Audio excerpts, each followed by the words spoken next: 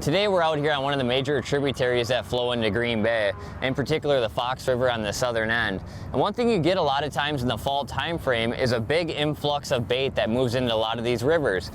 In particular, the Fox River has a lot of warm water discharges, and that warm water brings in a lot of shad. Lake shiners really congregate in front of those discharges.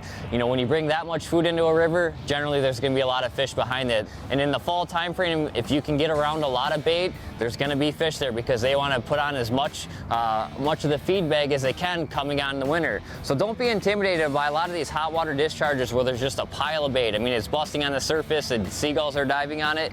If you can put a bait in front of these fish's mouth this time of year, more times than not, you're going to get that fish to bite.